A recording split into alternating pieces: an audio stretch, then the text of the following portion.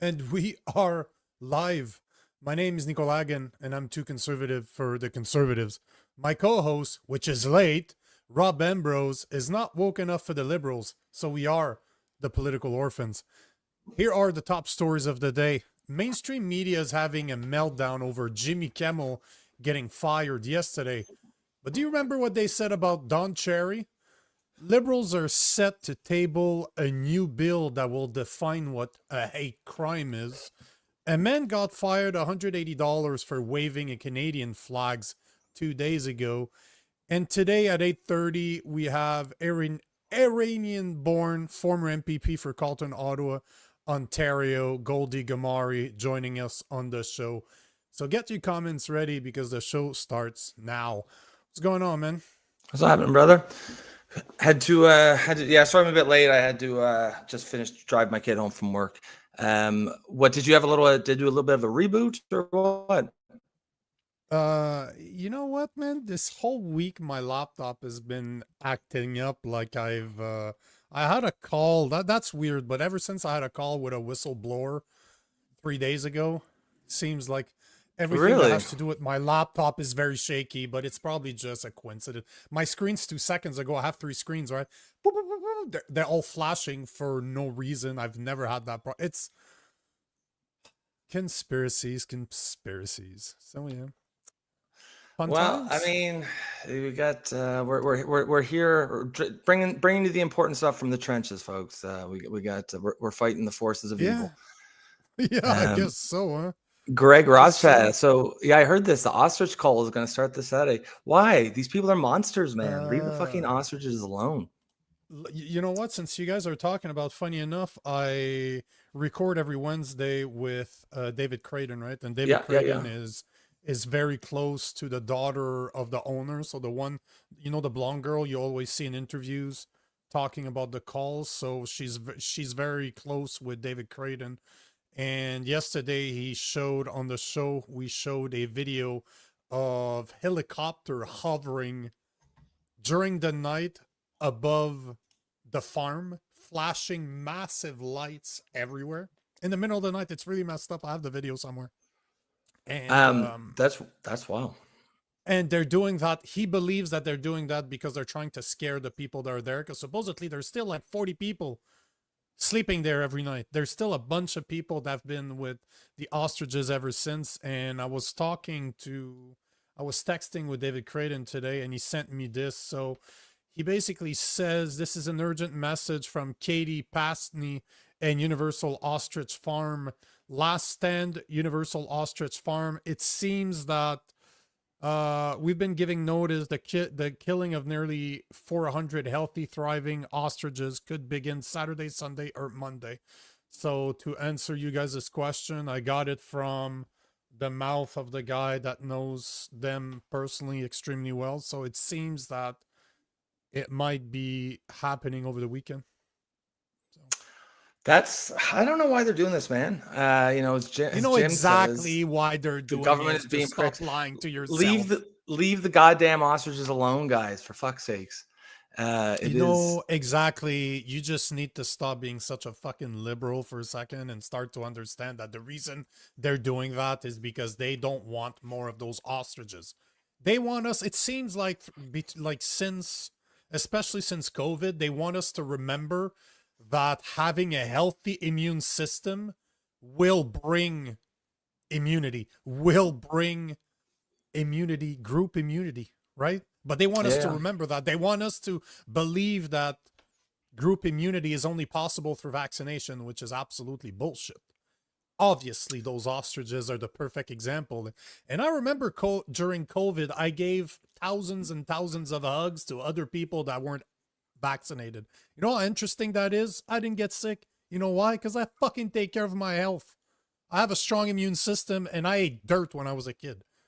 I wasn't I was playing outside, getting hurt, getting exposed to viruses, getting exposed to things that would make me sick. I remember chicken pox parties.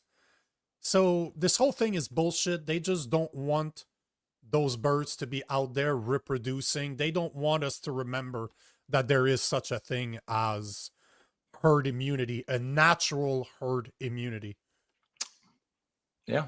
I mean, you can. Here's for your liberal ass. Pow! That's how we started. Put that in your pipe and smoke it. Yeah, I Put mean, that in your liberal pipe and smoke yeah. it. I can. It's not. It's not crazy. It's not crazy. Especially what you're not that saying. Dr. Oz in the US is like, I will assume the cost to bring them to the US. I will host them. I will Yeah, put them yeah. That's in the my kind of farm. stuff. Then you have John F. Kennedy Jr. that's saying we need to save those ostriches for research. Because I don't know if you knew this, but I didn't realize that until yesterday because I was speaking with David Creighton about this. And he said that those ostriches are not even meant for consumption. They're not meant for reproduction. They're meant for testing. Not as in torture, but they test on the immunity of those birds. Supposedly that's what they're for. And now they want to get rid of them when they kind of prove that they're immune to avian flu. They don't want to even entertain the idea that it's possible for those birds to be immune. And they've been exposed, it was December last year, if I remember correctly. Wise guy could correct me because he knows a shit ton about this. But I believe that they were exposed to the avian flu December last year, and 399 of them are still alive. So yeah, it doesn't smell good, but it looks like over the weekend those birds could be. That's a nightmare, man. That's bullshit. It's interesting. They've had a lot of supporters, these ostriches, but I think there'll be a lot of upset people. I hope you're right. But I'm not necessarily optimistic because we tend to have a very short memory. But you know what? Since we're talking about this, thank you, Jim, for bringing it up. It was something I wanted to talk about. So awesome. I'm always here to please. But here's the video that that's the security system, the security cameras at the ostrich farm in BC. And as you can see, this is dated from September 16th at 9 o'clock. Look at this. Like, everything's nice, everything's okay. And then you're going to start seeing, like, look at this. Now you start seeing spotlights. Look, you start seeing. Oh, what is that? You'll see. But this is them, because they can hear something, they can see something. They're like, what the fuck is going on? So they're looking around. And then you're going to start hearing an helicopter go over, and it's flashing massive lights over the farm itself. Hold on, I thought that was there. Boop, boop. Right there. See? Look, it just appears in the... Like, look at this. It just appears in the cloud right there. It just appears like right there. Oop. Huh. So what do they think it is? Creighton. Can you hear it in the background? Helicopter. Yeah. It's right there. I can see it. Like, you can see it. Yeah, but hold on. It's gonna start flashing. It's gonna come low, and look at that. Like, look at the lights that it's flashing everywhere. It's literally illuminating the whole place.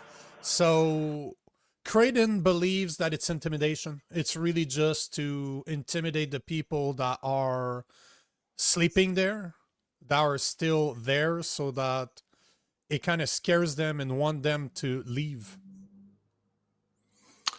Oh, you think that's what they're doing? You think they're getting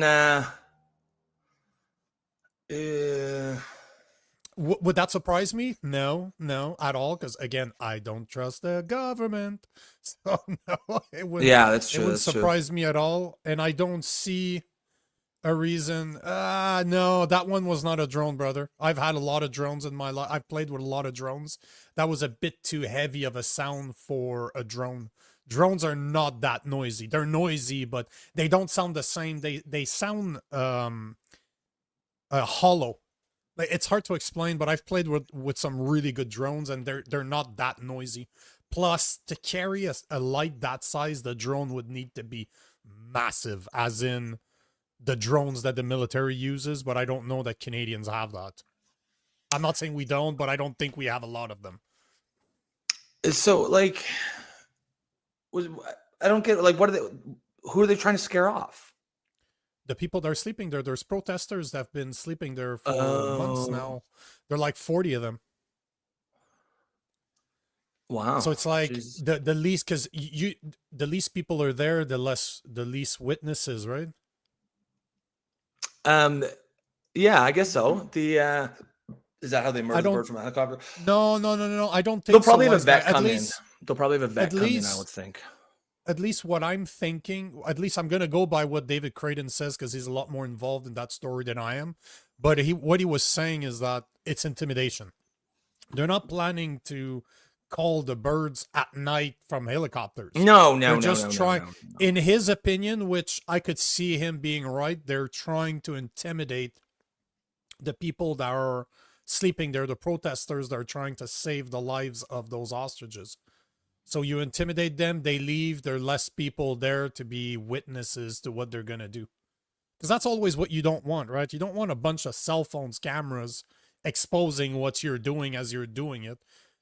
So, Yeah. It's do you think? Yeah, it's one of those things. I guess you feel like it's the weirdest conspiracy theory. I don't even understand why it is one, why it's a big deal. Like I don't understand why they're so insistent. Like, do they ever just say, yeah, okay, maybe we don't need to kill these birds? Like, no. Where's the pressing need? What is the national security reason to kill these birds? I mean, I it's a rhetorical question. I know what they would say. I'm asking that sort of, rhetorically. You know the question. You know the answer to that. It is simply that they don't want those birds to be alive because it proves that herd immunity is possible. Yeah. That's it. Yeah. That's the only reason I can see, because what else could it be? Like, it's not even a conspiracy at this point. So it seems it's going to happen over the weekend. So we'll, I know David Creighton will keep me up to date, so I will let you guys know if something happens. But yeah, it seems that that's what's going to happen. At least that's the call. We do have, like I said, we do have Goldie Gamari joining us in 20 minutes. So I wanted to talk about one thing before cool. she does. I'm looking forward to that. Oh man, let me think about this. There's a question I wanted to ask her, because this is Goldie Gamari, because I promised someone I would. So here we go. I wanted to show this because obviously Jimmy Kimmel getting fired is trending all over the place, and we kind of talked about it yesterday on the show. But one of the things, I saw a post today and it reminded me of Don Cherry. Remember Don Cherry, like in 2019? Oh yeah. He was one of the first casualties of the woke. Yes. The woke. Well, at least in Canada, right? He was one of the first casualties, exactly. But it's interesting how mainstream media right now is having a meltdown over Jimmy Kimmel being fired. But I don't remember them having any problems with Don Cherry getting fired by Sportsnet. And not only that, but they actually called for it. I did the research earlier. I looked at the archives. They were actually calling him a xenophobe, a racist. They were calling for Sportsnet to fire this guy. But I thought I would show, instead of giving attention to Jimmy Kimmel, because at the end of the day, do I think he should have been fired? Not really. I don't see the problem with what he said. But at the end of the day, I really don't give a fuck that he got fired either, because this show was garbage, if you ask me. So like you said yesterday, if he got fired because his ratings were crap and they just looked for a way to get rid of him, I got a feeling that that's exactly what happened, that you're bang on. They're just like, Jimmy, yeah, you can't say that about Charlie Kirk, but they were just looking for a reason. You're losing 20 mil a year, and yeah. Yeah. But I wanted to play the video that got Don Cherry fired in 2019 and tell me that he wasn't a vision. Tell me he wasn't a visionary. By the way, that video is super hard to find. I tried to post it on YouTube. It was about immigration, wasn't it? He was way before his time, brother. Wow, so listen to this. You know, I was talking to a veteran. I said, I'm not going to run the poppy thing anymore, because what's the sense? I live in Mississauga. Nobody wears, very few people wear a poppy. Downtown Toronto, forget it, downtown Toronto. Nobody wears a poppy. And I'm not going to. He says, wait a minute. How about running it for the people that buy them? Now, you go to the small cities, And those, the rows on rows, you people love they come here, whatever it is, you love our way of life, you love our milk and honey. At least you could pay a couple of bucks for poppies or something like that. These guys pay for your way of life that you enjoy in Canada. These guys paid the biggest price. Anyhow, I'm going to run it again for you great people and good Canadians that bought a poppy. I'm still going to run it anyhow. Love you for it. Here we are, November 11th. We're in Trelinkin British Cemetery in France. On November 11th, I want everybody to remember when you're buying a poppy and you see row after row of our Canadian dead here. And I'm going to put here, we visited Thomas William Mackenzie, Military Medal and Bar, Canadian Field Artillery. He died 7 days before the end of the war, 27 years old. So when you're walking by and you see our great legions, guys standing there and they offer you a poppy, think of all this. These guys gave their lives. At least you can buy a poppy. Yeah, he was a visionary, man. That's 2019, bro. Wow. He was ahead of his time. That's yeah. And that's what got him fired? Yes, sir.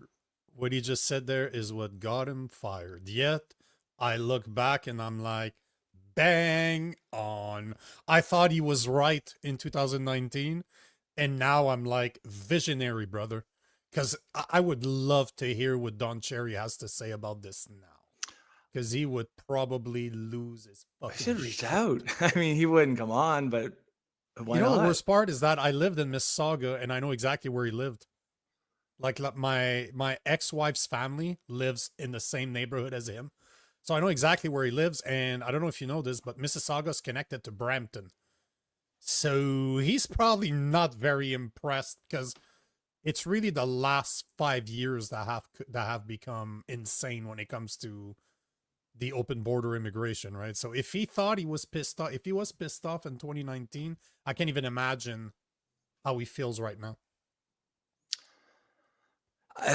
I think he feels pretty good. I don't think he's pissed off. I think he's like, see, I think he's like, I was right, motherfuckers. I was right. I think he's like expecting to do a victory lap here pretty soon. Yeah, I don't know, man. I don't know. I think, as Jim is saying, maybe more of he would have a stroke, and I would tend to agree with him. It's not, because he was right in 2019. I can't even imagine how he feels right now. And yeah, you're right, wise guy. Brampton's now referred as Branladesh. Actually, we used to call it Browntown when I lived in Mississauga like 8 years ago. So yeah, it is Brandia. Hey, there you go. Brandia. Bramladesh there. Guys, we are, well, right now we're talking about Don Cherry, but we are, of course, talking about the issues of the day. Throw your comments in the section. As you can see, if you're new to the show, we can take a lot of comments. The show is based on audience engagement. Brand new, we've got Buy Me a Coffee. If you guys want to support the show, you can do that up in the top left. Maybe every time we pitch it, Nico, we should throw the link in the comments. It's at the bottom, actually. If you guys want to see it, I can add it to the comments right now too. Yep, perfect. So now, and how does that work? Can you pick an amount, or is there a set? Yep. Okay, yeah. Yep. So you can you can pick an amount, and not only that, but you don't need to create an account in order to provide. Like most other places, you need to create a free account in order to support. But in this case, you don't. You can just do it directly from the link, and it's an advantage for us because instead of having 30% taken by YouTube, because YouTube is greedy as hell, and Buy Me a Coffee is 5%. So, yeah. So it's we get to keep more of it. So you go that route. Hey, Joe, what's up, brother? Yes. You're not supporting YouTube for the X people that don't want it. I get it.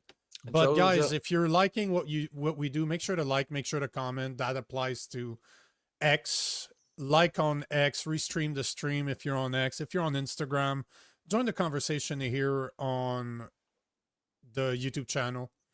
That's where the that's where all the comments come from most of the time. So join the conversation here. And if you're new to the YouTube channel, make sure to like, make sure to comment, but make sure to subscribe too. That's how you can help us. And yeah, liking the stream is going to help us hit more people. So if everybody that's watching the stream right now can like or even dislike, go for it.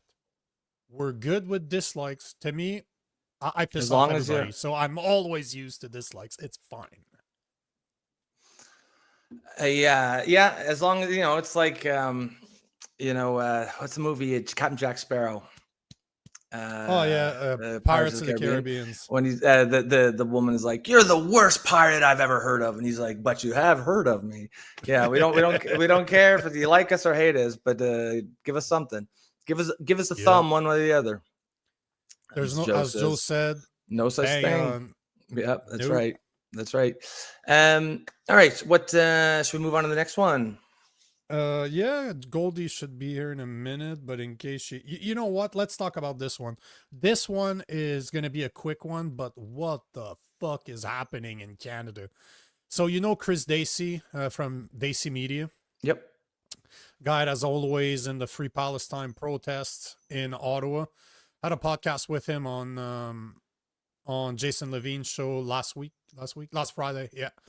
And I've been we follow each other on X, and he posted this yesterday. I actually approached him. We talked over text, and this is accurate. This is absolutely true. He's not the one that got the ticket, but it's his buddy.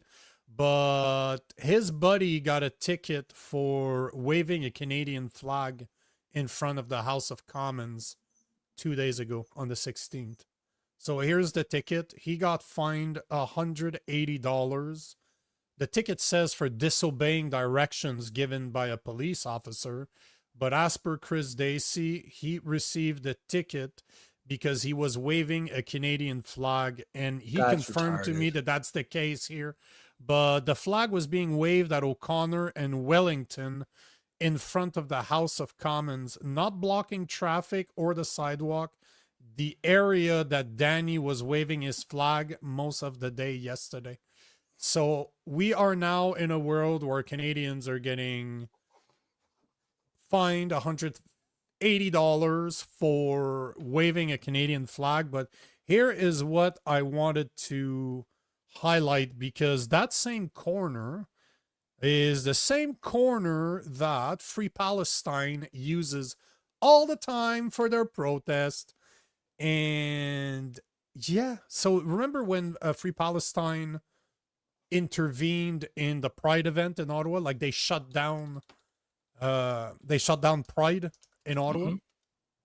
That was exactly on that corner. Like I'm gonna find a picture, but it's exactly that place. But they blocked the street. Supposedly Danny, the guy that got the ticket that you're seeing on the screen right now, was on the sidewalk. But it's okay for them, for Free Palestine, to block streets, to even intervene in a pride parade, which is ironical. I can't even describe how ironical that is, considering that the left is eating itself. But that is exactly where they were recording. So I mean, that's wild. Does it say for flying a Canadian flag, or what's the actual term? Is it like disturbing the peace or something? No, I read it earlier, but it says disobey. It's right there in yellow. Disobey direction given by a police officer. What that could be anything. What if the police officer says do the splits or do a handstand for 5 seconds? I mean, obviously being silly, but like a police officer can say whatever he wants. That's retarded. This is ridiculous. But if you look right here, the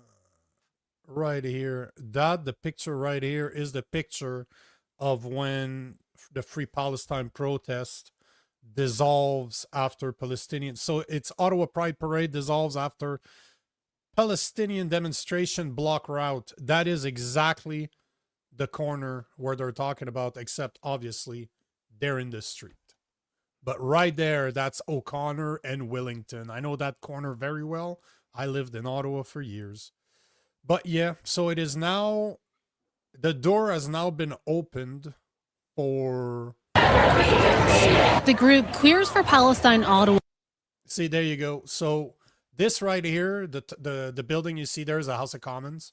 So the sidewalk that they were right there, that's where they would have been. If they were on the sidewalk on Wellington, it would be just before the small gate that you see there. But the House of Commons is over there. But this is literally the street that's right here is Wellington, and the cross street right there is O'Connor. So it is totally acceptable for them to do this, to completely block. And you know what? I see a bunch of flags. I see a Free Palestine flag here. I see another one here. I see a pride flag. That's okay. But waving a Canadian flag is no longer okay, and you could receive a $180 fine if you choose not to listen. I don't like it. I don't like it at all. You know, it as Wise Guy says, notice it doesn't say disobeying a lawful order because it wasn't. Yeah, I mean, not even make it a lawful order. It's just the police officer's orders, like, period. Like, does he not have to have some sort of lawfulness to the, you can't just say shit and expect because he's a cop that we do it. Well, it seems that is disobey directions given by police officer.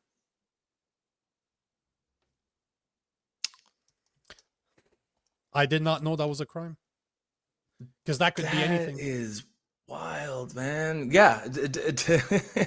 Yeah, it's not even like disobeying, as Wise Guy said, a lawful order, disobeying direction. Turn left. No, I don't want to turn left. Arrest that man. That's crazy.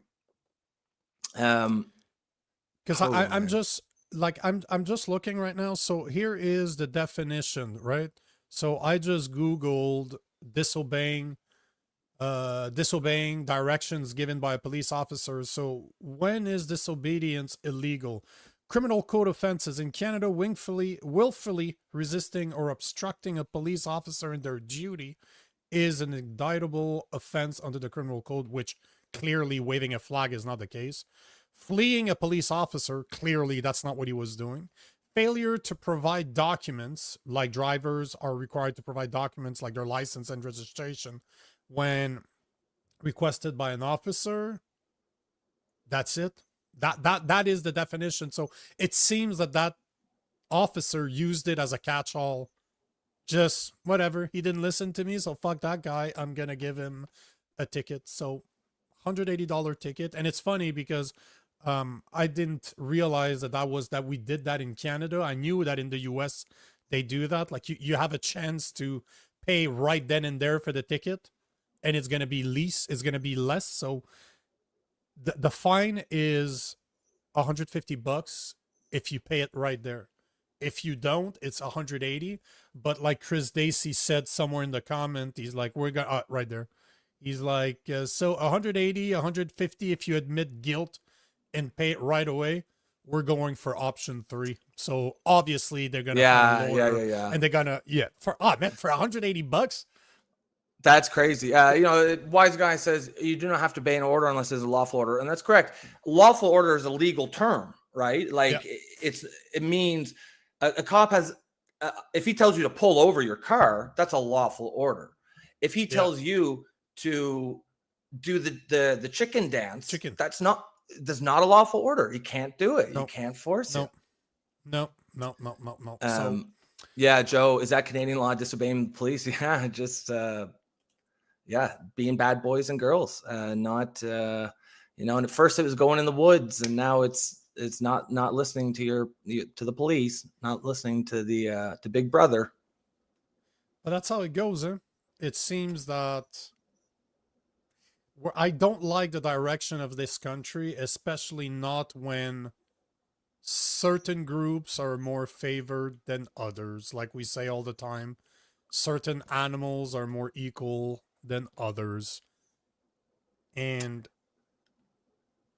Again, this What is was it? I'm All seeing, animals 'cause are equal. All animals are equal, but some of us are more equal than others. equal than others. You know what? Let me go grab. That's Animal Farm, more equal than others. I'll quote it properly since we say it all the time. All animals are equal, but some are more equal than others. That is a brilliant quote from George Orwell's book, Animal Farm. Animal Farm, yeah. This is what you're seeing. I'm due to reread that book. I'm due to reread 1984. See, I have right there. My wife bought me that. You see those books here? Like right there, I Yep. have a series. Do you have I Animal Farm all, there? That's all the books ever written by Orwell. It's cool because I can't move it because my camera's a bit too low right now, but it's a big eye. It's the big brother eye, and there's 4 books combined, like right there.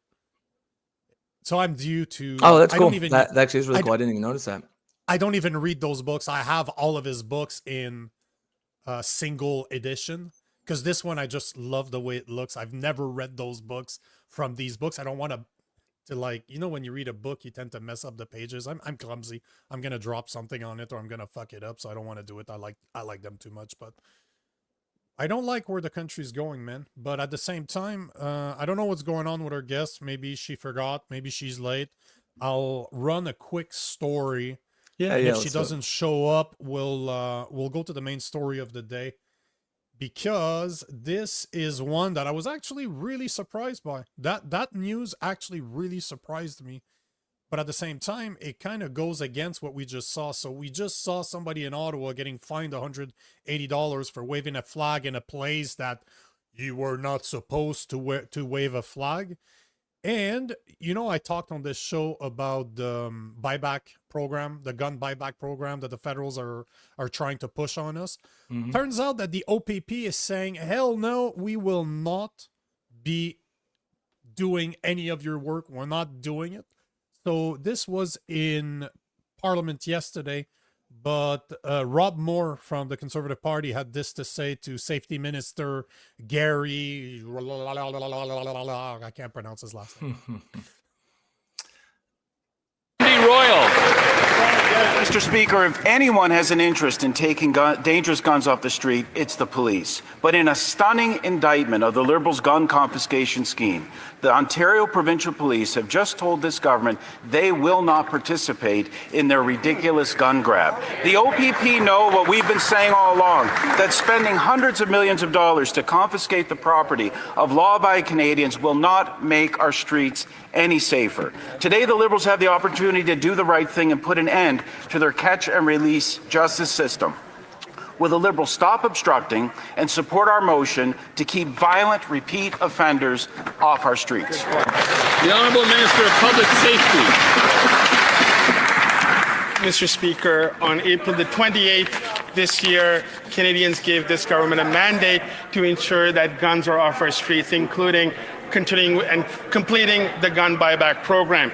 I respect the decision of the Ontario Provincial Police in this regard, Mr. Speaker. It's important to remember that OPP represents about 26% of overall policing in Ontario. This doesn't mean that we can't and won't continue with the program and collection facilities and municipal police. Mr. Speaker, we can't be tough on crime without being tough on guns. This is exactly what we're doing to keep Canadians safe. You know what's great about this? What I absolutely love about what the OPP is doing right now is that they're setting the stage for other police force to say, fuck you, we're not doing it. You know, it always takes one, just the first one to, and as he said, they cover something like 26% of rural Ontario. Where do you think the legal gun owners are? Rural places. So basically the OPP is saying, yeah, we're not going to be part of your buyback. We're not going to force people we're not going to remove legally obtained guns from legal gun owners. We will not do your bidding. Now the question is, how many other police force in Canada are going to follow suit? Because the OPP have the balls. Takes one. It only takes one to say fuck you, and then others are like, oh shit, they're going for it.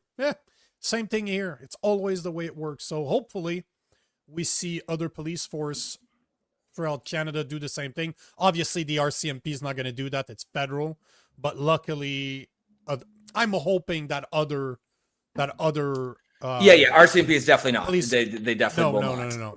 But No. Jim says, did he say they should be tough? They can be tough on crime, but not on guns. That's actually a great point. That's a great argument. You know, did you hear him say that? No. What? Hold on. Yeah, that's a good Yeah. comment. The problem is that I can't scroll on Instagram. No, but it was CCFR that posted it. Let me. Oh, see, there you go. That's how fast it. That's how hard it was for me to find it on X. So I should have. I should always see. They posted it right here. So let's just open this. Pow pow. So that's obviously the same video. Mr. Speaker, this year. Mr. So let's Speaker, listen on to him. April the 28th this year, Canadians gave this government a mandate to ensure that guns are off our streets, including continuing and completing the gun buyback program. I respect the decision of the Ontario Provincial Police in this regard, Mr. Speaker. It's important to remember that OPP represents about 26% of overall policing in Ontario. This doesn't mean that we can't and won't continue with the program and collection facilities and municipal police. Mr. Speaker, we can't be tough on crime without being tough on guns. This is exactly what we're doing to keep Canadians safe. So from what I heard, but his Indian accent is pretty thick, so maybe I'm not understanding him properly, but I'm understanding that we cannot be tough on crime if we're not tough on guns. That's what I mean. Oh, if we're not tough on guns, that's bullshit. I was gonna say, I thought he said we can be tough on crime without being tough on guns, which would be a reasonable statement. Yeah, but clearly, I would have to do the research again, but law-abiding citizens or their guns are used in less than 5% of the crimes in Canada. Oh yeah, they're not the threat. They're not the threat.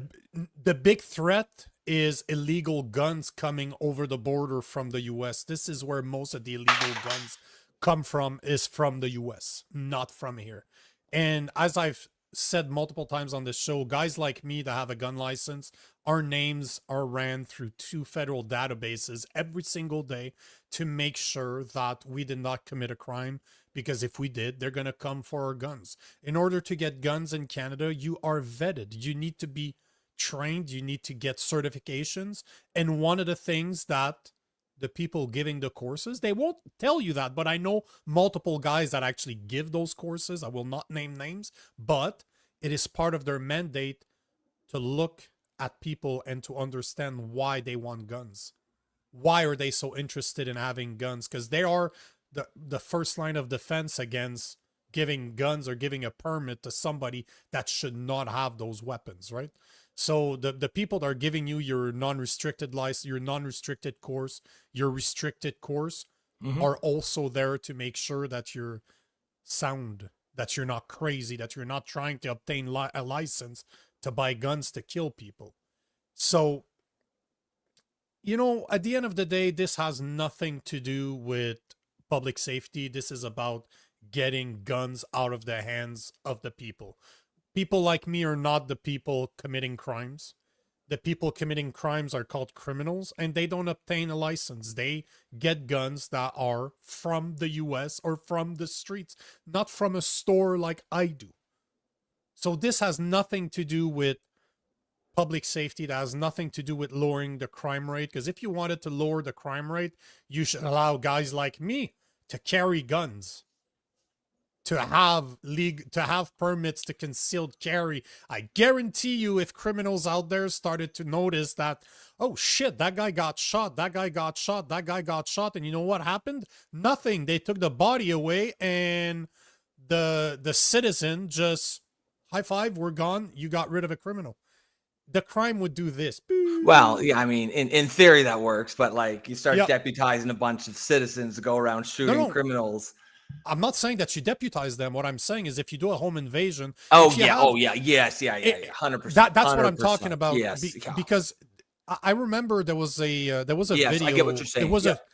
There was a journalist that came out, and he had this really cool video. I should find it to show it to you guys, but he went to prison and he started talking to criminals that did breaking and entering, and they were asking what are the main, how do you target a specific house? An alarm system, they don't care. By the time the police shows up, they're long gone. So an alarm system is not a problem. It was, do I think they're more conservative?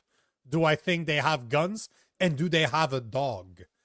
They're worried about dogs. That's a good point. So you know the expression, an armed society is a polite society. So I'm happy to see the OPP fighting back, saying we're not going to do your bidding. Hopefully more police force around the country are going to do the same, because as I said earlier, it only takes one. So we'll see. We'll see what happens. I mean, and the OPP is the big one, right? In Ontario, at least, yeah.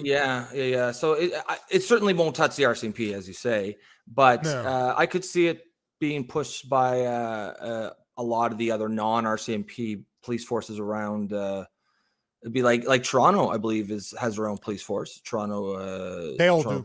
Yeah, it's municipal. Yeah. Police force are normally municipal, but I believe that the OPP stands for Ontario They're provincial. Police. Yeah, they're provincial. Exactly. Right? So they cover similar to what the RCMP does in a lot of, I think it's in Alberta. They have a lot of RCMP there for the remote areas.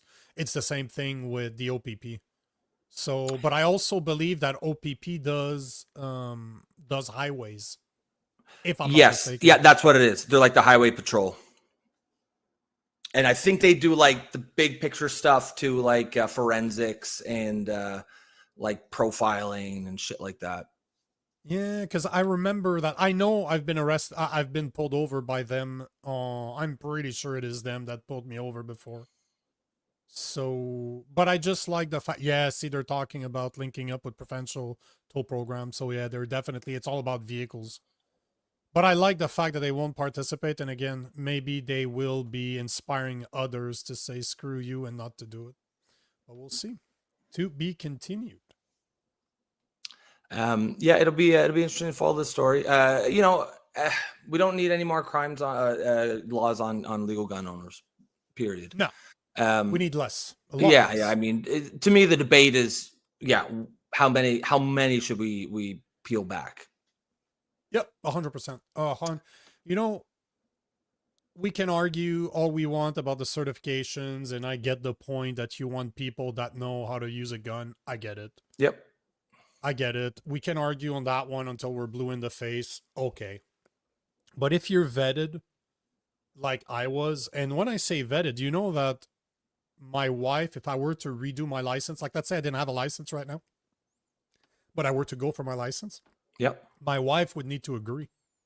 Really? The RCMP would call my wife because we live together, and she would have to agree that I should have guns, that she's okay with me having guns, because if she isn't, I wouldn't get a license.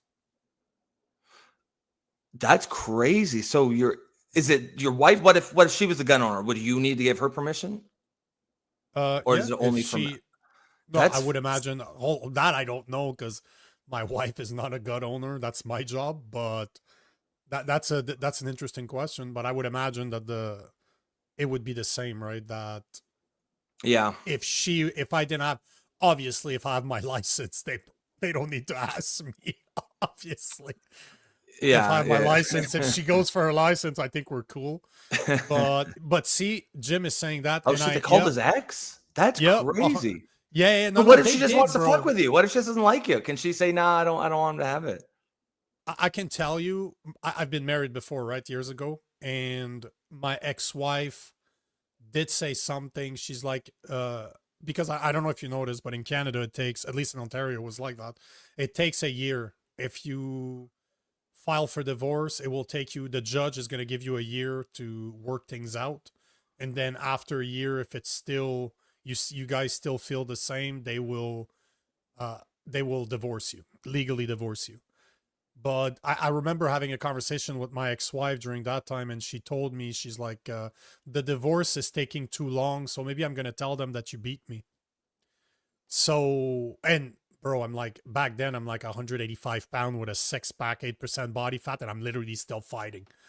And when she said that, that's all I could think of, is that if she would to say that to the police, you know that they would, the first thing they would do is that they would arrest me. Second thing they would do is take my guns away. And I would not be allowed to my guns until that issue was resolved. So, because you know, in Canada, did you know this? If, let's say I live with my wife, right? Okay. My wife, so before we actually got married, she lived with me. She lived in my house, like the house was on my name. Yep. But you know that if she called the police while living in my house, she called the police saying that there's an altercation, there's violence, something's going on, they would escort me out. Automatically, the man is always removed from the house, not the woman, the man, even if it's my fucking house. You know that? I did not know that. That's crazy. So what if it's not, so even if it's your house, but not even her house at all, you got to go. She lives there, right? But okay. She lives there. Like if she lives there, even if it's not under her name, they would remove me. But automatically, if a man is accused of domestic violence, if a woman accuses him, not saying that it's true, just accuses him, calls the police on him, they automatically will remove the man.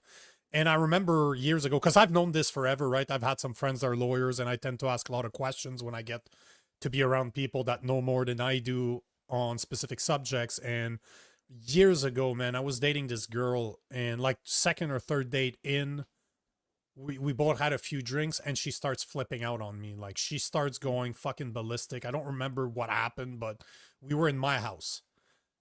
I had picked her up and brought her to my place.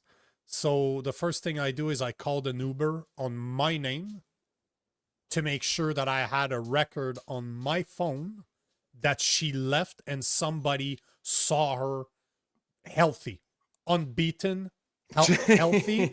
It's crazy that you have to do that though, eh? And I recorded her from my apartment all the way to the car. I followed her from a distance in order to prove that when she left my house, she was healthy, she was unarmed. Because what, you know, I know that guys don't have a lot of rights in Canada. If you're getting accused, you know this. Somebody accuses you, if a woman accuses you of something, automatically they believe her. It's my job to prove that I didn't do it. So yeah, well, I've had to do that, and I probably still have the video. I'm somebody that has emails from 20 years ago, so do you remember I probably have the video somewhere. The poster, and it was like a guy and a girl were like at a party drinking, and it was like Jim was drunk, Becky was drunk. The next day, Jim was arrested because Becky can't consent. Well, how could Jim consent? Yeah. That's crazy. Yeah, but women don't rape men, right? Yeah, I mean, men need to consent too. No, they don't. Because if they, you know why, right? Because if they didn't want to, they wouldn't get a hard. That's why. Yeah, I mean, I don't know. That's bullshit. I'm just talking out of my ass. Okay. That's not true. I would love to see a but even if even if you didn't get hard, sir, were you hard? So, yeah, how hard was it? Give us on a scale of 1 to 10. Was it like wet noodle, or was it like cutting glass? Yeah. Did you feel your jeans? The kind where you got to grab the base to get some blood in the front, just to stuff it in there. Sir, welcome to the Political Orphans. Yeah, yeah. Welcome to sir, this is a Wendy's. Welcome to the Political Orphans, where we talk about hard-hitting issues. Hard issues. Yeah, hard enough to cut glass. That's why this show is great. You never know where it's gonna go. You never know where it's gonna go. And I missed you, Joe. I miss Joe Stradamus. Yeah. And that being said, what the fuck are Nico and Rob talking about again? Yeah. You know, if you don't pay attention for 30 seconds, you're just commenting. You don't know where the conversation went. Don't. Yeah, they'll never let us lying, Joe. That. Yeah, the censors. Stop lying, Joe. That's why you're here. They'll cancel us. You're here for that, for our rabbit holes. Oh yeah, he's here for the filth. You want to take some? Is there some comments you want to take, or do I jump into the main story of the day? Yeah, let's jump in. There's a ton of them. I was this is one. Joe says, I miss you guys. Yeah, I miss you too, brother.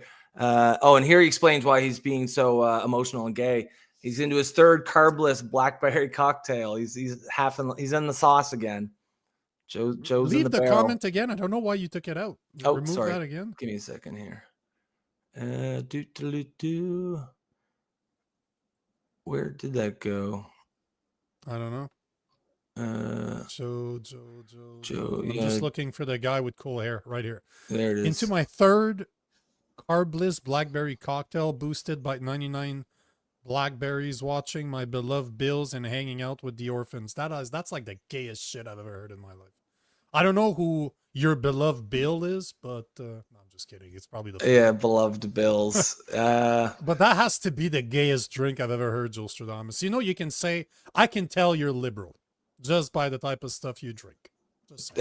Tavia says, "Oh no, I'm back at the office." Yeah, it was just probably not the best conversation to walk into. But also, where do you work? It's if there are people talking like that. Oh yes, actually, she works at a hospital, if I recall correctly. Yeah, she's a doctor. I actually heard that like the sluttiest profession, bar none, is nurses. They're always sleeping with the doctors, right? Is at least the stereotype. I don't actually know if there's any truth to that, but I don't know, Tavi, what do you think? I like to believe that. If I judge by the porns that I've seen in my life, yeah, but also if I judge by the porn, the pizza guy also gets a lot of milkman. Yeah, it's funny. Like, and here we go again. There haven't been milkmen in like 40 I would years, assume that I would assume that nurses and flight attendants, those would be my two ones if I had to. I feel like a lot of it. Tavia, we get some good 3 a.m. stories on call to be sure. What is it true that most doctors or nurses who have worked the ER at one time or another will get someone come in with like a potato in their ass or like a hamster or something? Have you never dated a doctor before? No, I have not. Oh yes, you're a doctor dater, right? I just dated. I just dated just one. A different type of women. I've not yet dated a doctor. It's because I ask. I like to ask really out of the blue questions. So all those questions have been answered for a long time ago. And yes, it's always exactly like she's saying. People says, always fall. People fall. I fell and my son's fire truck fell into my asshole. Yep, 100%. It was I was lubed up and naked for some reason, and squatting in my son's bedroom for some reason. Jesus, yeah. This is welcome to the Political Orphans. If you want to support the channel, please consider buying us a coffee, but definitely consider not reporting us to the police. But above all else. Joe says nurses have that need to heal everyone, and any reasonably competent hound can smell that. Yeah, the nurturing instinct, I think, can have a sexual component to it if we're but I kind of feel like a lot of it is, I mean, obviously there's male nurses and female doctors, but I think obviously the majority is female nurses, male doctors. So I think you have a lot of women in a place with a lot of high status males that make a lot of money, and I think you're probably gonna have a highly sexualized environment. Yeah, I would imagine so, but women never go for men with high status with money. What are you talking about, Willis? That is so sexist of you. That's not true. That ain't true. I mean, I love that debate or that argument because it's like, it's like, oh, that's so sexist. And like, no, it's not sexist. It's actually biology. But at the same time, the other side would be like, oh, they're all gold diggers. No, they're not gold diggers. It's just women have evolved to seek out men with status, because when you're our caveman ancestors and they're going to be laid up with a kid for 4 or 5 years, they want a high status, big, strong male to go out and hunt woolly mammoth for them and their babies. Like that's how they the study shows, especially like it's a lot easier now because of dating apps. So you get the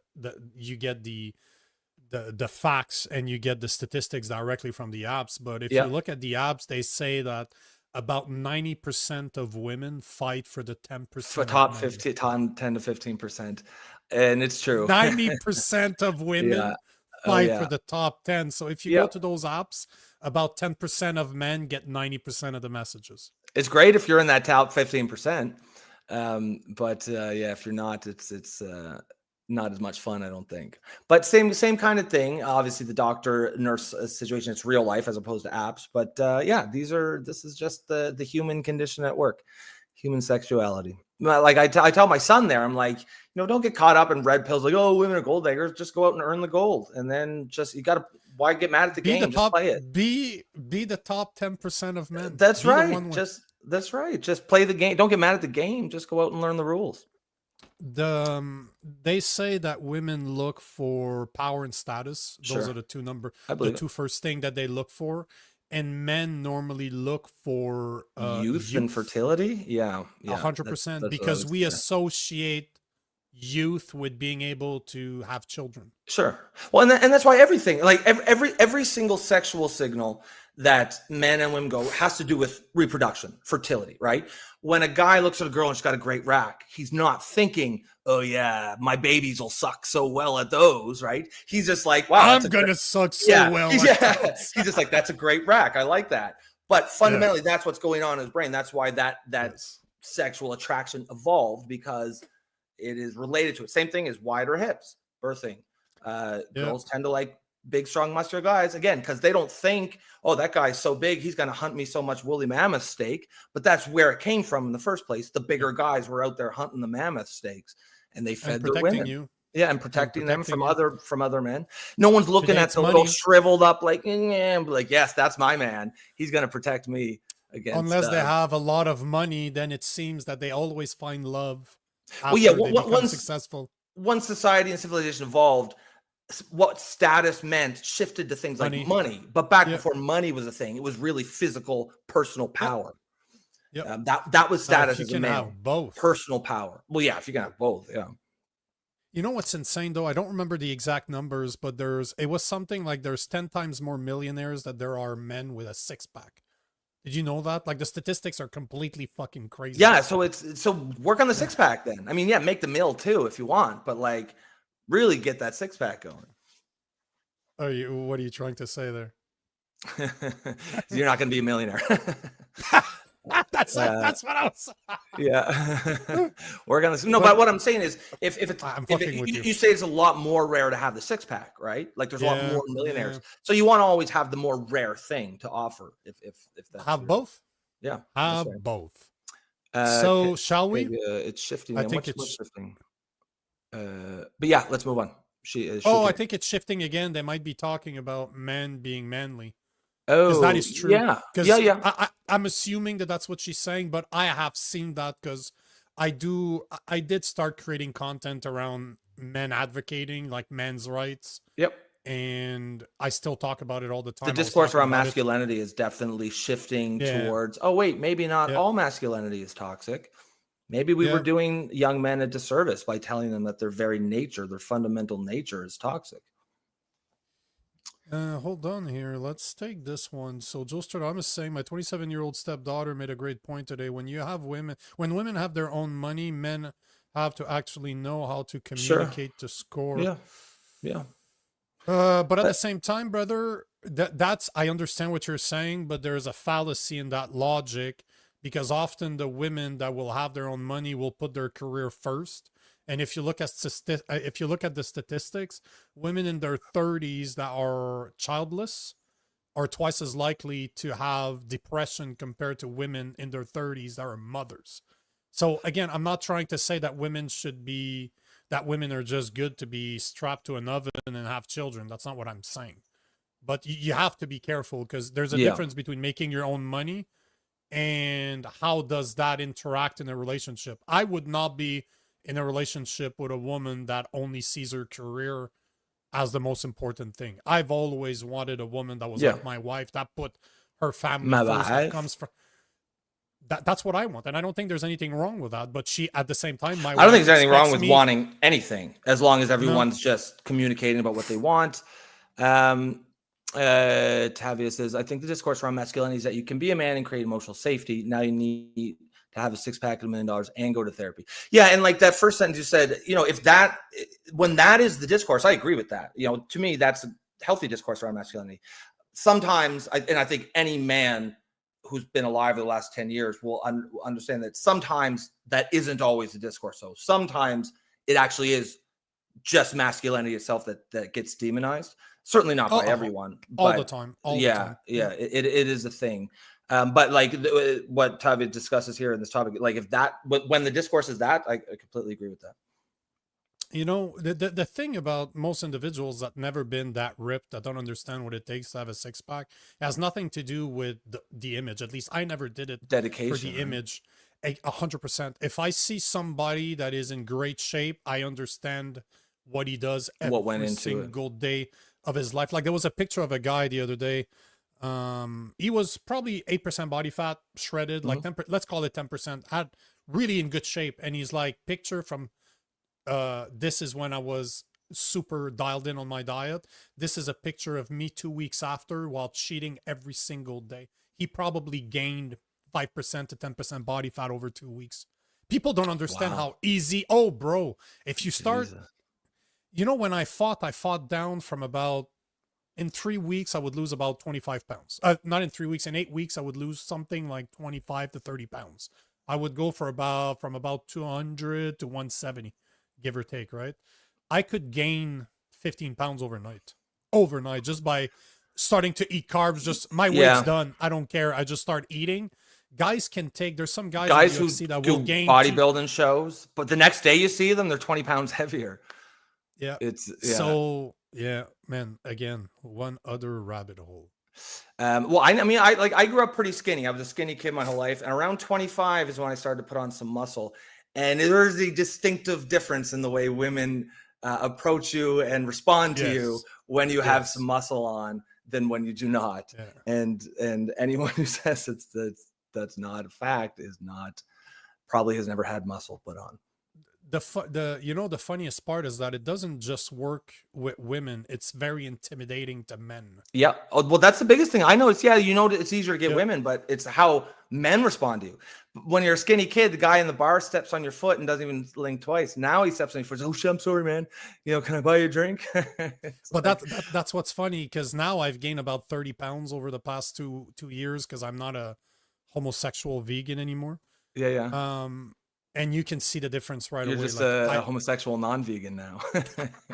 Actually, I love the meat now. Yeah. Yes. But all I'm saying is that the difference is insane. Like, people do not look at you the same way when you're walking around about 200 pounds and you walk around 230, 235 pounds. There's a massive difference in size. And again, it's mostly... It's funny, you know those memes, like guys at the gym, they all expect that being in shape, they're going to be loved by women, but they mostly get compliments from other dudes. Yeah, other dudes. And it's so true. You're at the gym, you're like, good job, bro. But I mean, good job, bro. It is, how you get, it definitely does change how people interact with you. I kind of like, if I remember Tavi as a doctor, I kind of feel like if you have a doctor that looks like that, you probably get treated a little bit differently than when you have a doctor that looks like the two doctors that we had on the show a month or two ago who just look like doctors, right? A couple of old dudes. But that's the difference, though. Men don't care what women do. At the end of the day, men are not... If you're good looking, if we find you attractive, we don't really give a fuck. Yeah. You could work at Denny's because we don't typically men are not looking for a woman to provide. And if you are, there's something wrong with you. Or your name's Rob and you're looking for a woman to provide. Yeah, that's right. Your name's Rob and you like pink shirts and you're... I'll bring the eggplant. You bring the money. you make it rain. I'll be the eye candy. Shirts. You make it rain. That's right. Mm-hmm. Nothing like metrosexual liberals. On that note, they love it. Can we get serious for like... We cannot, but let's try.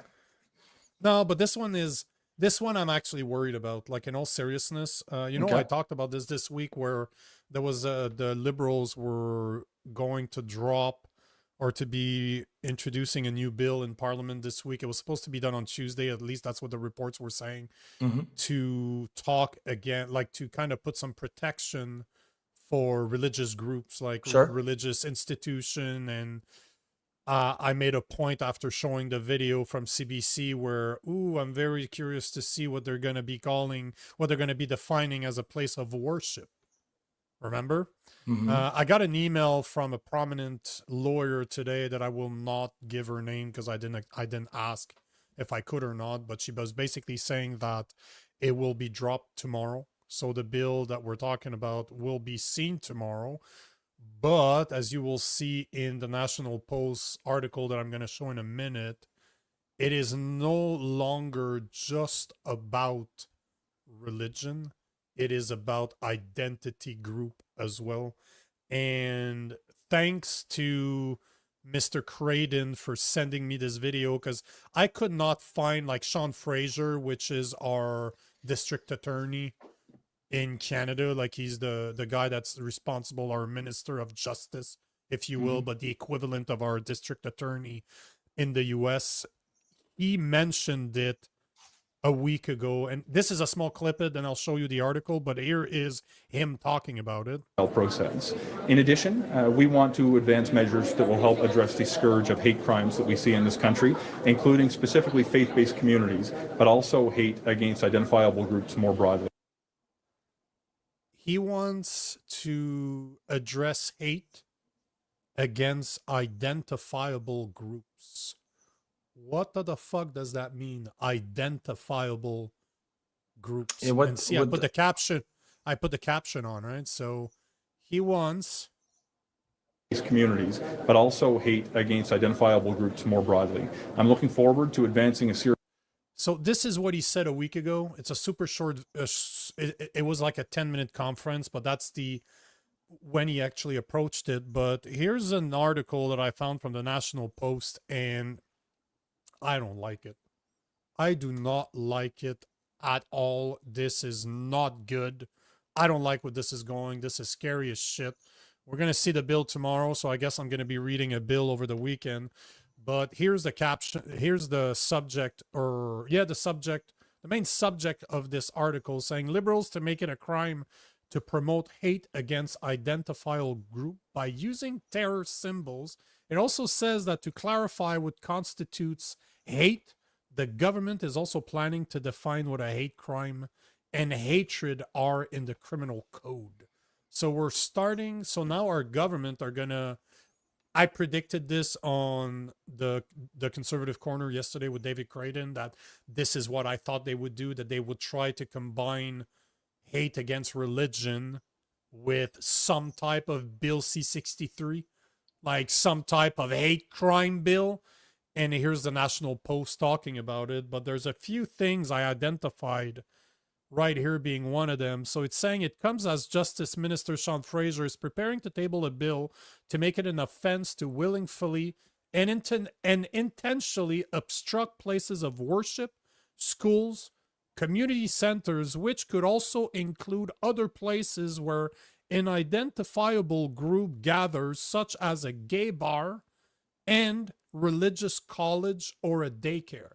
So this is so they're literally identifying gays as a religious practice now.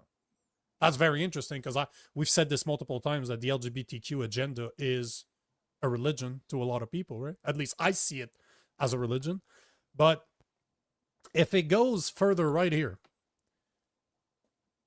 a senior source speaking on background says the government is preparing to address hate and terror symbols being used in public by making it a crime to do so when those symbols belong to groups listed as designated terrorist entities and are used to promote hate against an identifiable group. What does that mean exactly? What the fuck does that mean? Here's another part. To clarify what constitutes hate, the government is also planning to define what a hate crime and hatred are in the criminal code in an effort to help law enforcement know when to lay such a charge, the source says. But here is where it gets scary as shit. To further address concern that some hate propaganda offenses are not resulting in charges, the government is also planning to remove the requirement for police and crown prosecutor to receive the consent of an attorney general before laying a charge. Say that. To further address Without laying a charge. No. So the government is also planning to remove the requirement for police and crown prosecutors to receive the consent of an attorney general before laying a charge. I just realized they made a typo. They have a typo in receipt. So they're introducing this whole new thing, like group of things, like they call hate. Whole bunch of new reasons people can be arrested, and they're removing one of the major guardrails by not requiring them to have an attorney general's consent. That's garbage. Mm-hmm. That is so garbage. we're gonna see what comes out of this. That's because scary shit. This is only reporting right now. That's what they think is going to be shown. But funny enough, I've seen this from multiple sources now. I got an email earlier from a well-known lawyer that was saying this. And afterwards, I started looking to see if I could find sources that would talk about this. And the National Post is saying the same thing. There was an article of CBC that was saying pretty much the same thing, just in different words. You know, like the National Post is a bit more conservative compared to the CBC that's extremely leftist. So, you know, the wording is always a bit different. Like they make it sound like hate speech is a bad thing that needs to be stopped at all costs. But the point of the matter is that this is very, very dangerous, especially for guys like me that talk against this shit every single day. Because where does this stop? Is this just in public, or is the internet also considered a place where hate speech can be prosecuted like what we see in the UK? Right now, it's all speculations, but guys, remember Bill C-63, the online hate bill. This is not a conspiracy theory. That bill would have blocked guys like me, that could have given jail sentences, and if I remember, it was something like 8 or 10 years in prison, if it wasn't 20, if I was found guilty of a hate crime. And a hate crime is basically anything that hurts somebody's feelings. And anyone who has offense. But you know, the biggest problem is that if you looked at Bill C-63, the accuser did not need to be named in order for someone to go to court. It's absolutely insane. If you guys want a breakdown of Bill C-63, you should look at the interview that Jordan Peterson did with a guy by the last name Purdy. He's a lawyer. I can't remember what his first name. Brilliant podcast, but he breaks down Bill C-63. It is scary as hell. But I'm going to be looking at this over the weekend. If it does drop indeed tomorrow, I will read it. I also got confirmation that we will get John Carpe from the Justice Center for Constitutional Freedom to show up to break it down with us like we've done for Bill C-2. But if this bill is tabled, it's going to be a very bad news. And the thing that bothers me the most about all of this is, I don't know if you remember, but the Conservatives over the past few months have been asking for more to be done to protect the Jewish people. What do you mean? To protect them against hate speech, to protect them against. If you're going to tell me you need to protect them from violence, yeah, okay. But like, no one needs protection from hate speech or more than the laws that are already on the books.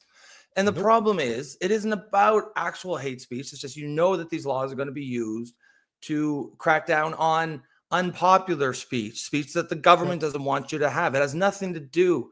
See, that's the sleight of hand they do, right? They're like, oh, so you're for hate speech. No, motherfucker, it's not about that. Because we all know, if you look at what's happening in the UK, they are arresting people for saying that men cannot change sex. They cannot.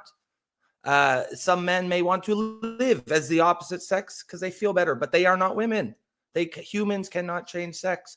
And if you're being arrested for saying that, that's a serious problem. Actually, Brock, I gotta correct you on this one. They're protecting the rainbow people and Muslims with this bill, not Jews or Christians. That is incorrect. They are referring to Jews as well. Like even the article I just showed, actually under the picture, is saying Jewish community groups have raised concerns about the presence of flags from Hamas and Hezbollah group long listed on Canada's terrorist groups. So this even Sean Fraser in the video that I showed earlier at some place, like the whole video is almost 11 minutes long, but he does refer to Jews as well. The only people that don't seem to be protected by this is the people that are the most at risk in Canada are Christians. We're the only people that got churches, like places of worship, burned to the ground. And I'm talking, the estimates are anywhere between 60 to 110. So they will be protecting Jews. And when you think about it, imagine that you can no longer criticize Israel, you can no longer criticize Islam, and you can no longer criticize the LGBTQ, the alphabet people. Imagine that you cannot discriminate against, you cannot... Well, not even discriminate, you just cannot, can't speak against them. No, so imagine living in a country where you're no longer able to call out Israel, you're no longer able to call out Palestine, you're no longer be able to call out the LGBTQ people. That means that literally you're censoring speech on 3 of the main topics that people talk about all the time. No matter how you feel about Israel, no matter how you feel about Islam, no matter how you feel about the alphabet people, there's only... Did you notice that there's only one group that speaks on all of those issues? They're Christians. Did you notice that? Because you don't hear the Jewish people going after the LGBTQ people. You don't see the Muslims going after the LGBTQ people. On the contrary, the LGBTQ people... Except in Muslim countries when they're throwing off buildings and shit. But I'm talking here. Here in the West, the LGBTQ people love Muslims. They don't like Jewish people. But the only group that is hated by everybody seems to be Christians. And they're the only one that are getting our churches burned down. And when I say 60 to 110, that's over the past 4 years. And when you look at videos that are introducing that bill, all they can find is people making a tag on the outside of a synagogue or breaking a window. Okay, that's a crime already. You don't need more protection for that. You just don't. This is just going after our freedom. 100%. This is a freedom grab, and they're going to sell it under the guise of course, hate speech against religious groups and identifiable groups like the alphabet people. Absolutely insane. I love calling them the alphabet people. And see, that's another good point. See, Derek Sittler, Jews have never weighed on the abortion issue. Neither do Muslims, but you know that those are not the 2 communities that get abortions. That you know for a fact that they don't believe in it. But they're not the ones getting the abortion, but they never talk about it. Because at the end of the day, it's not their community that's getting slaughtered by... I think the numbers are saying that this generation, like the generation that's 30 years old right now, have lost something like 25% of their generation. It's like a quarter to a third of their generation has disappeared due to abortion. So, and I guarantee you, it ain't Muslims, it ain't the Muslim community that's using abortion, and it ain't the Jewish community that's using abortion. So why the hell would they talk about it? It doesn't concern them whatsoever.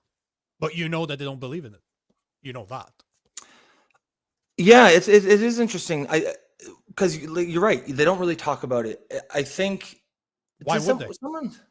I don't even think it's part of the religion, though. Are Jews against abortion? I don't think so.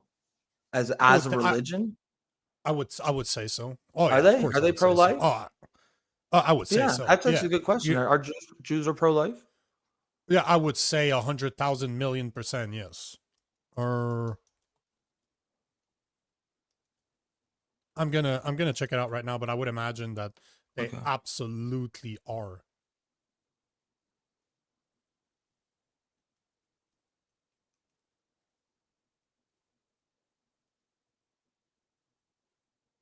Oh, that's interesting. We should have a We should have it depends on the type of Jews. We should actually, you know what? I should find a master Jew or I don't know. I should find I should find I'm sure a there's a master name Jew. for them somewhere. Yeah, but Rabbi, a maybe? Jew expert. I will find a Jewish expert to talk about what they do, because I might have found somebody that can talk for the Muslims. Hopefully, I can. I might have. He tried to call me during this show, and I'm really hoping that he has the balls to come on the show, because I want to have a Muslim talk about moderate versus extremist and what it means to the West. So I might have found somebody that has the balls, and he's very well known in Canada. So I'm excited about this. Hopefully I'll talk to him. I would have loved to have him today, but hopefully we get him next week. But I want to talk to him first, because I don't want to trap him. I want him to know where I'm going with this conversation, because it's going to be I don't want to say an unpleasant conversation with him, but it's not going to be an easy interview. I want to talk about the moderates, if it's not their jobs to call the extremists. If you move to the West as a Muslim, why are you not talking against the extremists if you don't believe in what they believe in? Because if Christians started fucking up, I'd be the first one. I spent an hour on a Christian podcast this morning talking against Christians and what they do wrong. So I'm the first one to call them out. Why are they not calling out their own people if they call themselves moderate? They're not trying to put Sharia law in place in Canada like the extremists are. Why are they not calling them out? That's the conversation I want to have. And hopefully I gotta have a call with him. I'm not just gonna invite him on the show to trap him. I want him to agree to come here and talk about this. But yeah, hopefully we can have somebody on the show to talk about this. That would be cool. That'd be pretty cool. Because it's because at first I thought that instinctively you think they're pro-life, right? But yeah, I guess I'm saying that I imagine that they are, and I might be completely wrong. I've never researched it. It's just my instinct. I want to believe that they are. I know, but what do I know? You know what? I'm thinking that they are, but maybe they aren't. Maybe they aren't. For some reason it clicked in my head that maybe they aren't. I think I heard it somewhere, but you would think they would be, right? All the Abrahamic religions are, at least against their own being aborted. Yes, I don't think they care about other people abort. I don't think that the Jewish community and the Muslim community are going to go out of their way to fight against abortion the way Christians are fighting against abortions, because it's probably not something that's prominent in their own community. So they just don't care. At the end of the day, they don't care about the regular people that are not part of their religion. Yes, murdering their youth. They don't care about that. That's the way I see it. I might be completely wrong, but I've never heard any of them talk against it publicly. Yeah. Derek Sittler. An imam, a rabbi, and a priest walk into an abortion clinic. Is live on Shadow Davis. Do you want to go? What is Shadow Davis? Katie from the Ostrich Farm is live on Shadow Davis. Yeah, we gave the news earlier. I don't know if you heard it, Greg, but David Creighton, that's very close to Katie, sent me information earlier saying that their latest legal recourse fell flat. The Supreme Court basically is denying their request for appeal, and the call is supposed to happen either tomorrow, Saturday. It's either, hold on, I think, do I still have him? No, I don't. But it was either somewhere along the weekend. It's like Friday to Monday or Saturday to Monday. One of those is Saturday, Sunday, or Monday, or Friday, Saturday, Sunday. But over the weekend, let's call it the weekend, it seems that the call is going to take place. So is there a chance? There's a chance that the birds might make it? That they might fly away? No. No, unfortunately, I think it's pretty much done. Oh, shit. Man, don't get me started on this, Oliver Ruff. 6 months? That's fucking insane, bro. That is an abomination. Even a lot of people who are pro-choice are not. Oh, no.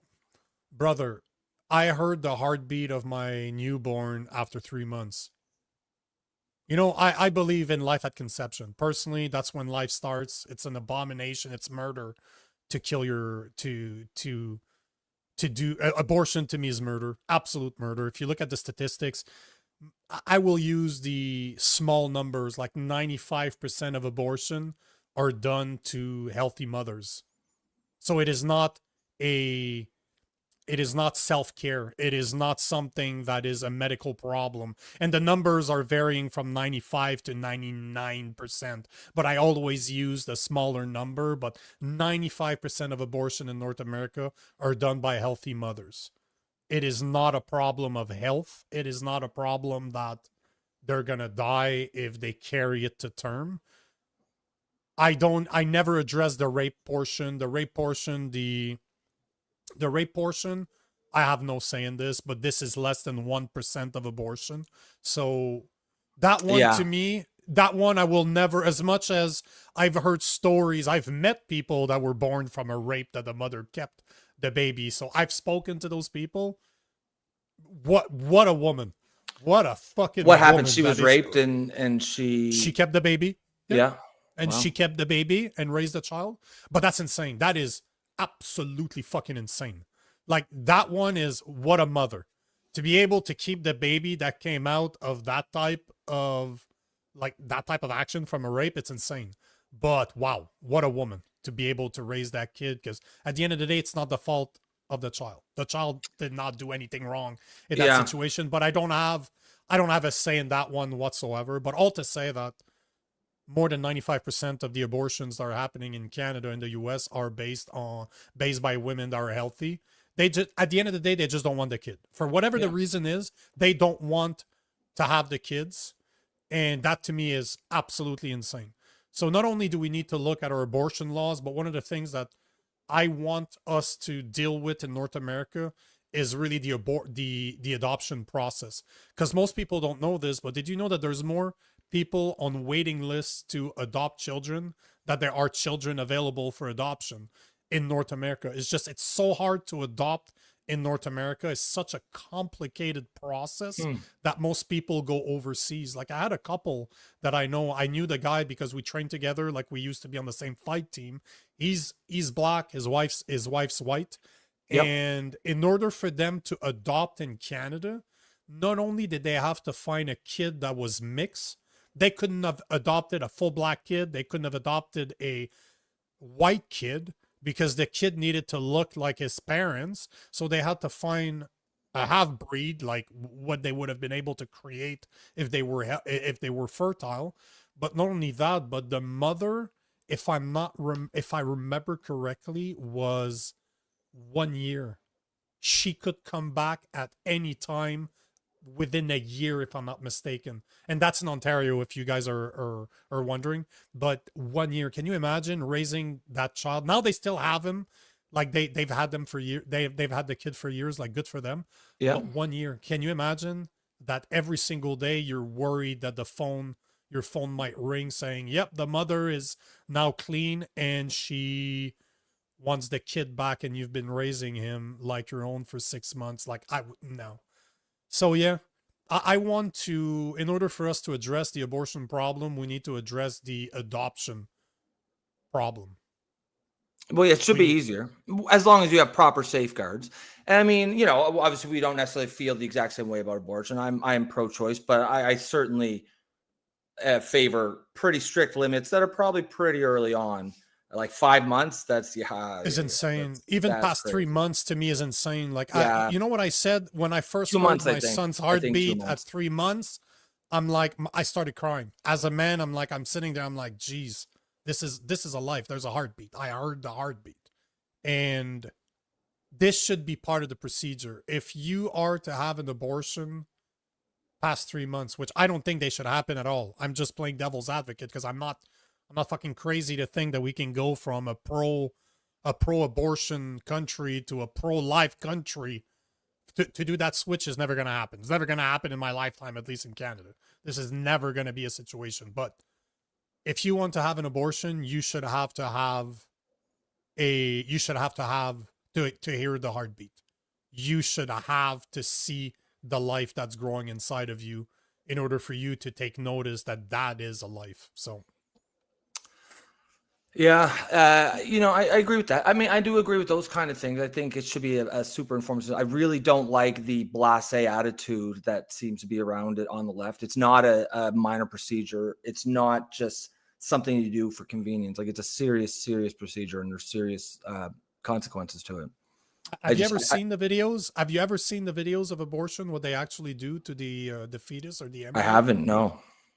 I would invite anybody. I probably can't show this on YouTube, but I would suggest to the people out there to actually go check how they abort life. It's messed up. It's really messed up. I can't watch those videos. I just can't. It breaks my heart. Like, anything that has to do with fucking with kids, just completely. I'm such a weak link when it comes to this. Like, to me, this is the limit. You don't touch kids. This is my limit. This is where there's no limit to what I would do if you fuck with kids. That is my no. I cannot. That is where I draw the line. And just look at the videos of how abortions are done. It is heartbreaking. Absolutely heartbreaking. And I agree with you, Derek Seitler, that it is a procedure of convenience. 100%. Couldn't agree with you more. Wow, rabbit hole on abortion. Okay. Why the fuck are we talking about abortion? I don't even remember. I don't even remember either. Welcome to the Political Orphans. Guys, if you're on X and you like the show, like, restream the stream. If you are on YouTube already, or if you're on Instagram, join us. Join us. We have cookies on the YouTube channel at the Poli Orphans. Join us, like, subscribe, obviously, comment. And if you want to support independent media or independent reporters, please consider buying us a coffee. The QR code is right there at the top. I will put it again in the comment sections. But yeah, you can become a member for $2.99 a month, or we will take tips. We do take the tips. Just the tip. We take just the tip. Just the tip. What do we have? 20 minutes in. Do you want to take some comments? Yeah, we'll take a few of these comments here. The left would put a male in a woman's jail cell. Yeah, they will. Yep. So, I mean, they right have, away, and they will continue doing it. They regularly do. This is one of those things that, like, a lot of normie liberals don't even know is going on. Yep. But it is. It's happening in Canada. It's happening in the United States. And many of these men, have only identified as women after they got arrested. Many of them are rapists, and some of them have gone on to rape their female cellmates. Can you imagine how helpless you must feel to be a woman's present, getting locked into a cell with a male rapist? Who gives a shit how he identifies? This is a male rapist with male body parts. That is, and is why the women's rights movement is one of the biggest proponents against the trans. They call it trans rights. It's really trans privileges, special privileges. No one can ever identify what rights trans people don't have, and so they should. All people should have the same rights, but trans people already have the same rights. What they're asking for is special privileges. 100%. I wanted to address this one by Wise Guy. Did anybody else watch Moose on the Loose today? Carney's replaced six of his ministers. Yep. He's not the one. He's not the only one talking about this. It hasn't been official as far as I know. Oh, wow. Yeah. And guys like Guilbeault, the twat from the Canadian Heritage, the minister, he is gone. Obviously, Freeland's gone. There's a bunch of others. Supposedly, at least, it hasn't been shown yet. Like, I haven't seen any official release saying that they were gone, but they were talking about 6. That's the numbers I've seen too, Wise Guy, like 6 of them. And funny enough, there are all people from the Trudeau government. So it's like this is the idea, at least, that people are saying. I don't know if it was Moose on the Loose that was saying it or it was somebody else, but basically the idea behind that is probably just to clean a house, to kind of disassociate himself from the Trudeau government, because he is moving away from his climate change crap, because he's getting so much pushback on all of this that he might be losing some of his base, so he's trying to remove, because, you know, like I said before, I don't think that I would be very surprised if Carney does the full 4 years. I don't think he will be here for the long run. He's not running again, that's for sure. He's just here to help Brookfield in his pockets and further the WEF agenda, and then he's gone. He doesn't need this shit. He doesn't want this shit. He's just doing it because he's gonna make a shit ton of money doing it. So, but we'll see. Wise guy, I'll definitely address it. I'll make a video about that tomorrow if they do talk, if it is released. But yeah, I've heard those rumors as well.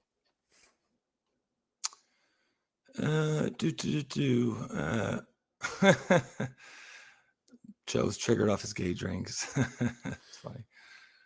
Yeah, Joe's a regular here. Joe, you've been away for a while, brother. You got to start coming back. Let's do a quick video here, because I found that to be interesting. Well, you know what, guys? Let me ask you this. The people in the audience, I'll ask you this too, Rob. I was thinking about, because often I have a bunch of subjects that we don't have time to cover, but a lot of them are just like pop, pop, pop. I could literally run through 4, 5, 6 subjects, show a video, read like 2, 3 paragraphs of an article just to keep people up to date. Not necessarily to debate it. I don't necessarily have an opinion on those. It's just, it's information. So I don't know if we should do that kind of a rapid fire when there's a bunch of them, just to say, hey, this is this is that, because this is one of them. We can try this it. is remember Ostrich, the U.S. ambassador to the U.S. ambassador to Canada. He had this to say, because he's always in Canada, right? Like right there, he's in Halifax, so he's where you're gonna live soon. Here's what he had to say about Canadians, and you know what? I agree with him 1,000%. I think that was probably the most unexpected, and we're going to get right into the meat of the stuff that we want to talk about today. Okay. I'm disappointed that I came to Canada, a Canada that it is very, very difficult to find Canadians who are passionate about the American-Canadian relationship, okay? You ran a campaign where, it was anti-American, elbows up, me too, it was an anti-American campaign. That has continued. That's disappointing. I talked to a lot of business people.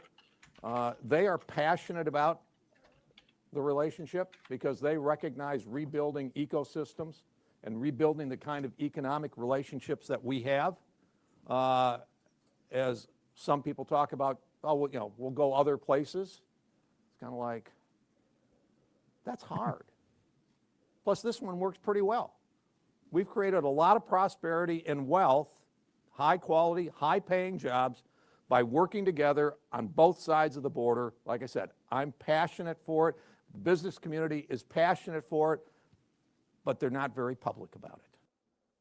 And it's true that the Elbows Up campaign is all about Canadian not being Americans. That's what the definition of being Canadian is now. Ridiculous. I kind of like, I don't know the guy like very well. I haven't followed his career. I don't know what type of politician he is. But a lot of the things that he said about the relationship between the US and Canada, I agree with him. Like this, to me, was nonsense. That was common sense right there. It's just bang on. The Elbows Up movement was an anti-American movement. 100%. 100%. Couldn't agree. Absolutely. Yeah, and fear-based, right? Fear-based. Oh, yeah. 100%. That's all it was. Here's another one I wanted to show that you're going to like this. If you haven't seen this, this one's for you because I think it's going to make you laugh. And how, man, Carney's really the type of guy that has a punchable face, right? Like you look at him with his crooked yellow teeth at Mr. Burns. I just want to smack that guy. Bro, you can afford veneers. You're a millionaire. A millionaire? Yeah, definitely. In the many hundreds times, of millions. many times over. Yeah.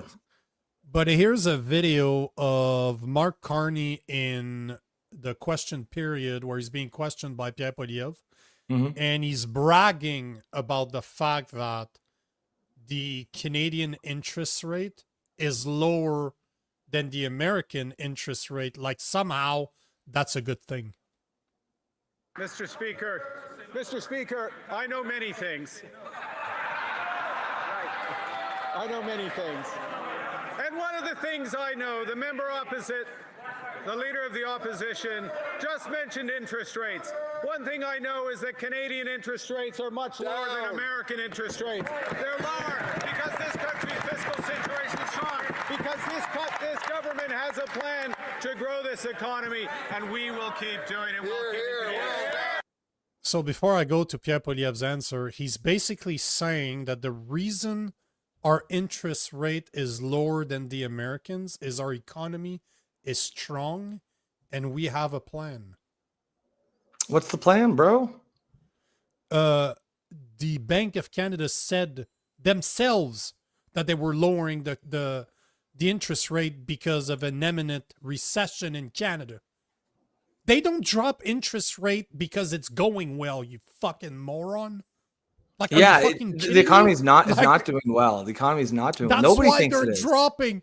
That obviously he is. Look at his party. Look at that guy right there. He looks like a orangutan.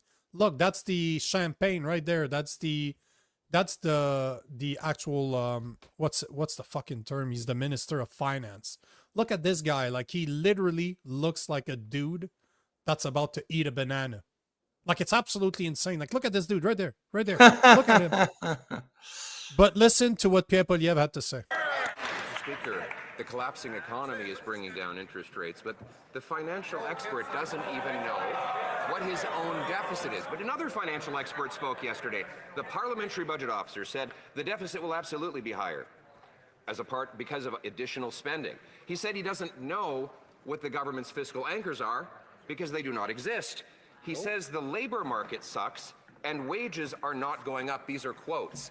Is this why Liberal members on the committee who heard those truth bombs threatened that the Prime Minister would fire the parliamentary budget officer after 166 days?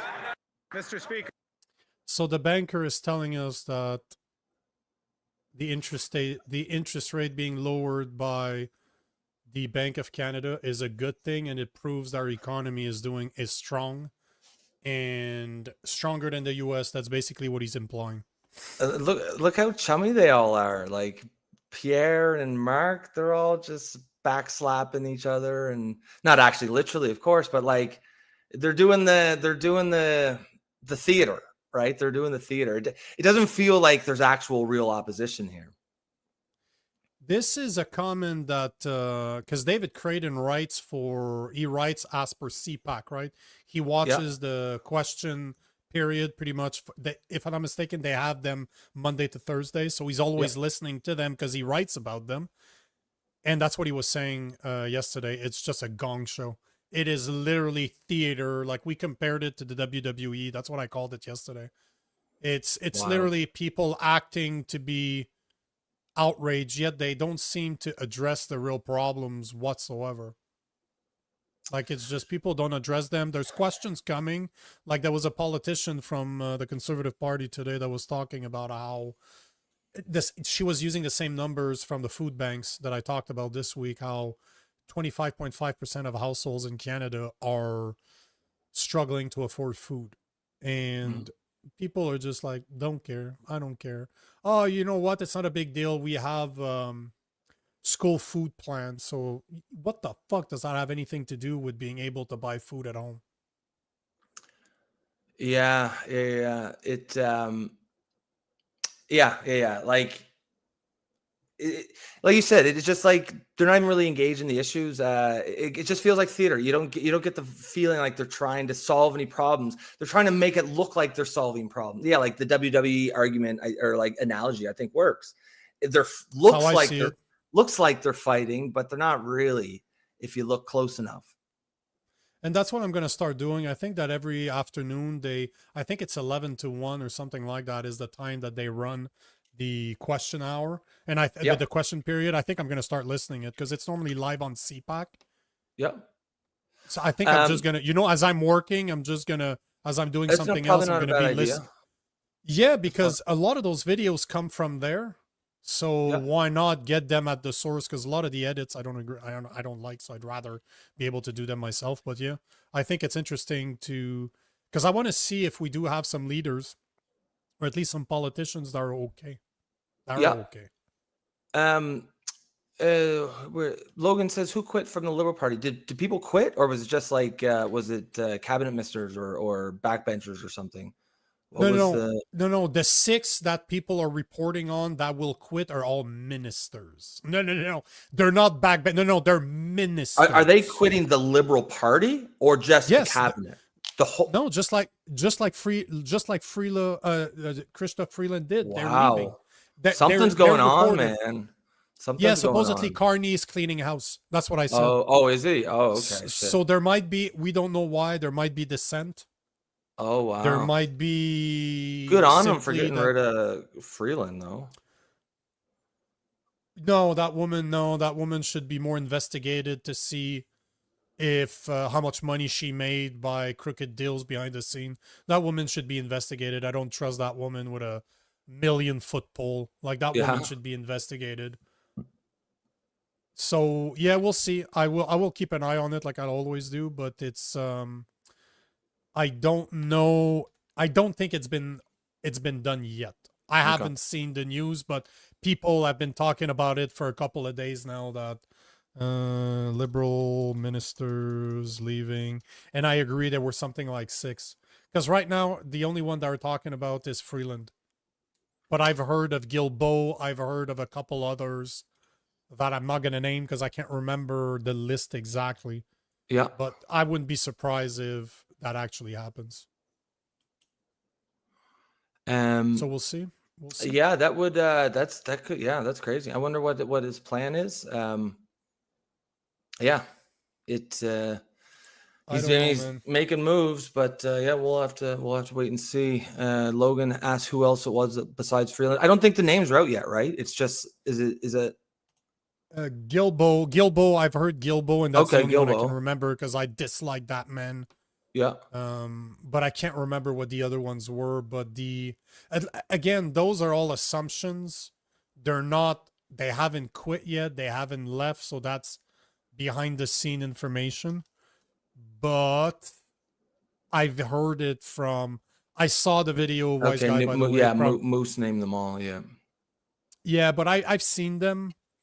Because I follow Moose on the Loose. I watch a lot of his stuff because he does great research. Mm-hmm. So I normally make sure that I saw all the stories. I look at his show to see, is there a story that I'm missing that's been covered?